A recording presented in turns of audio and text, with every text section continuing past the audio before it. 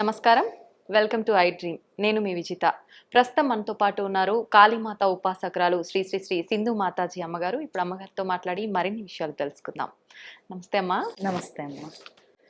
అమ్మ, అక్షయ తృతీయ రాబోతోంది ఈ మాసంలో. చాలా మంది చెప్తుంటారు అక్షయ తృతీయ రోజు బంగారం కొనుక్కుంటే మనకు మళ్ళీ మళ్ళీ కొనుక్కుంటూ ఉంటాం, కలిసి వస్తుంది అని.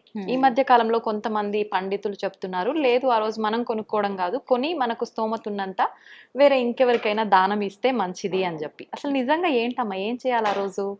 అక్షయ తృతీయ అంటే అక్షయం అంటే వృద్ధి చెందుతూ ఉండడం అని అర్థం. అక్షయం అంటే సృష్టించబడుతూ ఉంటుంది అని.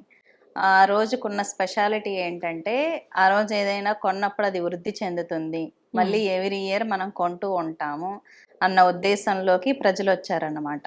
నిజానికి అక్షయ తృతీయ అనేది లక్ష్మీదేవికి సంబంధించింది. మనం బంగారాన్ని లక్ష్మీగా భావిస్తాం కాబట్టి ఆ రోజు బంగారం కొనడం ద్వారా మళ్ళీ మళ్ళీ కొంటూ ఉంటాం బంగారాన్ని, బంగారం వృద్ధి అవుతుంది అన్న ఆలోచనలతో ఎక్కువగా బంగారం కొనడం అనేది జరుగుతుంది.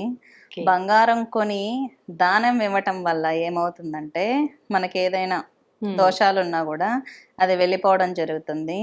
ఇంకొకటి ఏంటంటే బంగారం దానం చేయడం ద్వారా బ్రాహ్మణులకి వీళ్ళ కర్మలు పోతాయి. అదే ఇంట్లో ఆడబిడ్డకు దానం చేయడం ద్వారా తను సంతోషపడి తన కుటుంబం, తన తల్లి కానీ తన అన్న కావచ్చు, తన తమ్ముడు కావచ్చు సుభిక్షంగా ఉండాలని కోరుతుంది అన్నమాట.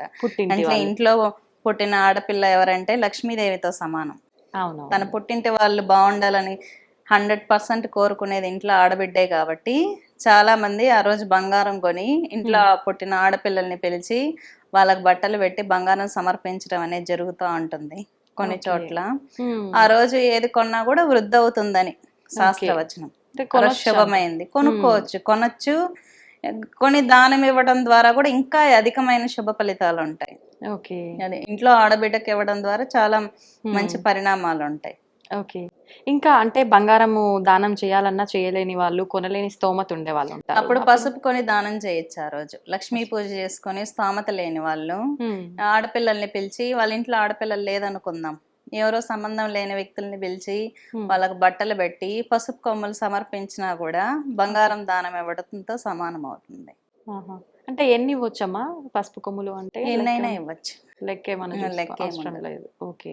అంటే ముందుగా ఆడపడుచుకు ఇంపార్టెన్స్, లేని పక్షంలో బయట వాళ్ళని పిలిచి ఇచ్చుకోవచ్చు. ఆడవాళ్ళ శరీరంలో అమ్మవారి నివాసం ఉంటుంది అన్నమాట. స్త్రీలు ఎక్కువగా సంతోషపడేది ఏంటి? స్త్రీని తృప్తిపరిచే విషయం పసుపు కుంకుమలు, గాజులు, చీర. వీటితో ఆడవాళ్ళు 100% సాటిస్ఫై అవుతారు. కాబట్టి ఆడపిల్లని పిలిచి ఆ రోజు ఇవ్వడం ద్వారా ఆమె మనసు సంతోషిస్తే ఆ లక్ష్మీదేవి సంతోషిస్తుంది అని భావించి ఆ రోజు సమర్పించడం జరుగుతుంది. చాలా మంచి విషయాలు తెలియజేశారమ్మా. నమస్కారం.